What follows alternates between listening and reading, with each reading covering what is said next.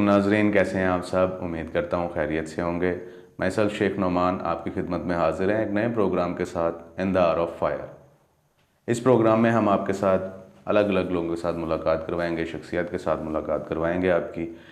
ऐसे ही एक शख्सियत हमारे पास आज मौजूद हैं जो अपने आप में एक बड़े महारत रखते हैं काफ़ी शोबों में, जैसे कि शायरी, किताबें लिखने में, नसर निगारी जिसको कहा जाता है, और पॉलिटिकली बहुत एक्टिव हैं।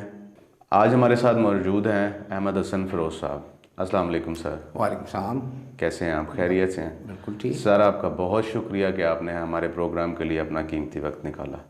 आपका भी शुक्रिया कि आपने इस प्रोग्राम के लिए मुझे मदऊ किया। और सर आपकी पर्सनैलिटी ऐसी है, कुछ बड़ी आपके अंदर चीज़ें ख़ास हैं जो हर लोगों में नहीं पाई जाती हैं। आप एक कह लें कि बड़े ही डीप थॉट रखने वाले पर्सन हैं। जिस भी मसले के ऊपर आपके साथ बात की जाए आपके पास उसके आंसर मौजूद होते हैं। तो यही देखते हुए हमने सोचा क्यों ना आपके साथ एक छोटा सा प्रोग्राम किया जाए। उसके अंदर आपके साथ अपने व्यूवर्स के साथ बड़ी एक दिलचस्प गुफ्तगू चलती रहेगी। व्यूवर्स हमारे देखेंगे कि कैसी कैसी पर्सनैलिटी के लोग मौजूद हैं, और हमारे लिए आप बहुत ख़ास हैं, इसलिए हमने आपको अपने प्रोग्राम में मदऊ किया। जैसा कि हमने आपको बताया कि हमारे आज के गेस्ट पॉलिटिकली बहुत एक्टिव हैं, तो आज हम पहला क्वेश्चन जो उनसे करने जा रहे हैं वो पॉलिटिक्स के हवाले से ही होगा। तो सर, पाकिस्तान को इस वक्त आज़ाद हुए हुए 75 ईयर्स हो चुके हैं, लेकिन अब करंटली पाकिस्तान जिस बहरान से गुज़र रहा है, इसके बारे में आप क्या राय रखते हैं? देखिए, ये जो मौजूदा बहरान है ये कोई एक आध साल में नहीं आया या 2-4 साल में नहीं आया, ये वेरी फर्स्ट डे से है। वो इस तरह मैं फर्स्ट डे से कहता हूँ कि जब पाकिस्तान बना तो हम बुनियादी तौर पे अपना ना कॉन्स्टिट्यूशन ही नहीं बना सके। ठीक है, 56 तक हमारे पास कॉन्स्टिट्यूशन नहीं था, जबकि हमारा हमसाया मुल्क जिसकी हम डेमोक्रेसी की मिसालें देते हैं उनको ये प्रॉब्लम नहीं थी। उनकी बुनियाद या फाउंडेशन जो है वो बड़ी स्ट्रॉन्ग इसीलिए है। उसके बाद हमने एक 56 में कॉन्स्टिट्यूशन बनाया, और वो भी कोई कॉम्प्रीहेंसिव टाइप नहीं था, और उसके बाद वो भी 2 साल बाद जो है वो 58 में उसको भी ख़त्म कर दिया गया। उसके बाद यहाँ पे हमारे 75 साल में जो हमारे सियासतदान, अक्सर आपने सुना ही होगा, कहते हैं कि 30-35 साल तो माशाल्लाह रहे हैं। जी जी बिल्कुल। हाँ, तो हमें ये तो अलमिया गुजरा। हाँ जी, हमें हिस्ट्री में नाम हमने अपना दर्ज कर लिया इन बातों की वजह से। तो वो कह रहे हमें खुलकर काम करने का मौका नहीं मिला, या जो हम करना चाहते थे वो नहीं कर सके। तो उसमें फिर ये है कि एक 62 का कॉन्स्टिट्यूशन हम लेके आए। वो भी जो है उसने हमारा जो यहाँ के जो ताने बाने वो यकसर तब्दील कर दिया। वो हम प्रेसिडेंशियल फॉर्म ऑफ गवर्नमेंट की तरफ चले गए। ठीक है, उसमें फिर ये 1 यूनिट बन गया। तो लेकिन उसने 62 के कॉन्स्टिट्यूशन के बाद हमारी जो ईस्ट पाकिस्तान था उसमें जो है ना बड़ी हलचल मच गई, बड़ी बेचैनी की लहर पैदा हो गई, और जिसके नतीजे में 71 वार हुई और हमने अपना एक हिस्सा जो वो खो दिया।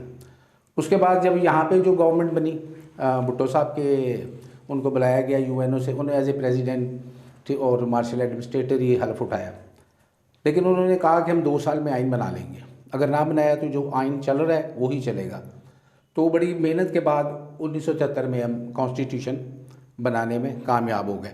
असल में कहने का मकसद ये है कि हमने जो अपने जमहूरियत की जो बात करते हैं जी जी, तो उसका जो मेन इंग्रेडिएंट, जो बुनियादी चीज़ है, उसका आगाज़ ही 1973 में किया।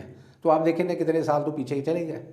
तो इतना टाइम में पाकिस्तान 1947 में आज़ाद हुआ, और आप जैसे अभी बता रहे हैं कि 1973 में जाके प्रॉपर एक कॉन्स्टिट्यूशन जो बिल्ड की गई, उसके ऊपर फिर सारे वर्क ऑनवर्ड स्टार्ट हुए। इस टन्योर के अंदर आपके ख्याल में कौन से ऐसी फोर्स थी या क्या कौन सा ऐसा एलिमेंट था जो जिसने हर्डल क्रिएट की, और इन द मीन वाइल ये हुकूमती मामलात असल में इनकी भाग दौड़ ठीक इनके हाथों में? अब आप देखिए, अगर 73 से पहले चले जाएं तो डेफिनेटली वहाँ पे हमारे जनरल यही साहब थे यहाँ पे, जो मतलब प्रेसिडेंट थे। उससे पहले जो अयूब खान साहब थे उन्होंने 9-10 साल लगाए। तो एक बहुत बड़ा अरसा तो ये 2 हुक्मरान रहे। तो डेफिनेटली जो मुल्क की भाग दौड़, जो ऊंच नीच करना जो था वो तो इन्हीं के हाथ में थी। और जो मुफाद परस्त लोग हैं या ऐसे सियासतदान जिनकी जड़ें मजबूत नहीं थी, तो वो भी जो है इन दौर में उन्होंने अपने आप को एज ए सियासतदान इंट्रोड्यूस करवा लिया, हम मुराद लेते रहे, और फिर वही जो है उनमें से कुछ लोग आज तक भी हमारे साथ हैं। सियासतदानों ने जड़ें मजबूत थी, उन्होंने मजबूत कर ली। आपका क्या नज़रिया है इस बारे में कि लीडर एक बॉर्न लीडर होता है या वो अपने आप को प्रिपेयर करता है? और अब तक 75 ईयर्स की हिस्ट्री में कोई ऐसा बंदा जो आपकी नज़र में हो कि वाकई में he has the vision, he owns the leadership and he know how to deliver it? हाँ जी, वो बिल्कुल जुल्फ़िकार अली भुट्टो साहब थे, जो जिनके अंदर तमाम लीडर्स की जो खसूसियात होती हैं वो पाई जाती थी। फर्स्टली कि वो एक खुद बड़े इंटेलिजेंट आदमी थे और उनका एक वसी तजर्बा था फॉरेन ऑफिस में भी और हुकूमतों के अंदर भी, बहुत कम एज में वो इधर आ गए थे। फिर वो इंटरनेशनली रिकग्नाइज थे, लोग उनकी इज़्ज़त करते थे और वो उनको समझते थे। आप यूँ ही समझें कि जैसे पाकिस्तान बनने से पहले सर सैयद इन्हें समझाते रहे हैं कि यार कोई थोड़ा एजुकेशन की तरफ आ जाओ, कोई दुनिया के साथ चलो, अगर अपना आज़ादी हासिल करनी है या अंग्रेज़ से जान छुड़ानी है। तो वहाँ भी एक तबका जो है उनके ख़िलाफ़ रहा। तो इसी तरह मैं ये समझता हूँ कि जिसे जेन्युइन लीडर कहते हैं ना, वो ये भुट्टो साहब ही थे। ठीक हो, अभी आपने एक शख्सियत का जिक्र किया, सर सैयद अहमद का। उनकी पर्सनैलिटी कुछ एतराज़ात में देखी जाती है। देखें, आज अभी एक हुकूमत पाकिस्तान की तरफ एक करेंसी नोट इशू हुआ है, उसके ऊपर बड़े क्वेश्चन मार्क आए हैं। तो 75 रुपीज़ का जो नोट आया है उसको चलाने वाले आम पब्लिक उसको एक्सेप्ट नहीं कर रही, हालांकि गवर्नमेंट की तरफ से इस तरह का कुछ अमल नहीं है। तो रीज़न जब सामने आता है तो वो ये क्वेश्चन आंसर सुनने को मिलता है हमें कि 75 रुपीज़ वाला जो नोट है उसके ऊपर सर सैयद अहमद खान की तस्वीर है, इस वजह से नहीं, अनएक्सेप्टेबल है। देखें मसला पता है क्या, ये जो इस तरह की बातें हैं ना, एक तो इनका सोर्स नहीं पता आजकल कि ये बातें कहाँ से जो है सोशल मीडिया के ऊपर आ रही हैं, बिल्कुल कौन इसके पीछे है। वरना तो हिस्ट्री आप पढ़े तो वो तो क्लास 1 से लेके 8 से जब भी वो सर सैयद का नाम आना शुरू होगा उनके लिए तराम और इज़्ज़त ही है। जी, हमने भी अगर पढ़ा हम उनकी बिल्कुल बचपन में, हाँ जी, अगर हम उनकी देखें जिस मकसद के लिए वो मशहूर हैं, अगर उनकी हम परफॉर्मेंस देखें तो आपको क्या है, ये देखें कि उन्होंने बुनियादी बात समझाई कि मुसलमान उस वक्त वेल स्टैब्लिश नहीं थे और इंतहाई जज्बाती थे। हिंदू जो है वो वेल स्टैब्लिश भी था और एजुकेट भी हुआ था, पढ़ा हुआ था। तो इसलिए इन्होंने उनको समझाया कि भाई अगर आप कुछ अपना फ्यूचर चाहते हो तो आप एजुकेशन की तरफ आओ। जब वो बात करते थे एजुकेशन की तो बात आती थी इंग्लिश की, और बल्कि ये पता नहीं इस बात में किस हद तक कोई सच्चाई है कि उन्होंने एक दफ़ा पैंट पहन ली तो तब भी इतराज़ शुरू हो गया था कि ये तो बंद नहीं चीज़ है। तो मकसद ये है कि जो आदमी वाइटल चेंज लाने की कोशिश करेगा, बुनियादी तब्दीली को बदलने की कोशिश करेगा, उस पर एतराज़ात तो होंगे। यानी कि वो थॉट चेंज करना चाहिए। थॉट इज की। आपके देखें जब पाकिस्तान बना है, अब कौन लोग थे? जितने लोग थे सारे अलीगढ़ से पढ़े हुए थे। इससे पहले कौन था? कोई भी नहीं था। ठीक है ना। जिस तरह हमारे पाकिस्तान में पॉपुलैरिटी के लिए या जब तक किसी इसको बाहर से इंडोज ना हो जाए जी, ठीक है ना, तो उस वक्त तक कुछ भी नहीं। कायदे आज़म फ़ौरन से थे, अल्लामा इकबाल का भी जो एक थे वो भी थे। फिर उसके अलावा आप भुट्टो साहब को ले लें, बेनज़ीर को ले लें, इमरान खान को ले लें। एजुकेशन सिस्टम तो था ही नहीं। हाँ जी, तो वो देखें वो फॉरेन स्टडीज़ को बड़ा प्रेफर किया जाता था। बिल्कुल, स्टडीज़ का स्ट्रक्चर था वहाँ पे बेसिकली। वो ठप्पा एक बड़ा ज़बरदस्त होता है वेस्टर्न। आपके सामने के एक दफ़ा शायद वो इंटरव्यू में ना किसी ने वो खान साहब से पूछ लिया, इमरान खान से मुराद मेरी, कि आपको आप फारग वक्त में क्या करते हैं? तो उन्होंने कहा जी मैं तो नुसरत फ़तेह अली ख़ान को सुनता हूँ। तो नुसरत फ़तेह अली ख़ान उस वक्त फैसलाबाद में या लाहौर में आया करते थे दादा साहब के उर्स वगैरह पे। तो मरते दम तक वो देखे पूरी दुनिया में वो शायर है। तो इस तरह जैसे सर सैयद की हम बात कर रहे थे, जी जी सर, तो उस दौर में एजुकेशन जो है ना हासिल करना बहुत ज़रूरी थी।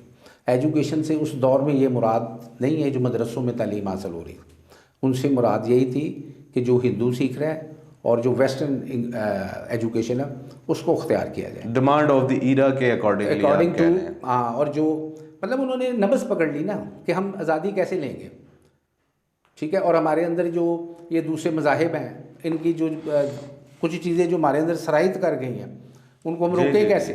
उनको कैसे रोकें? तो ओनली वन सोल्यूशन था कि आप वो करें।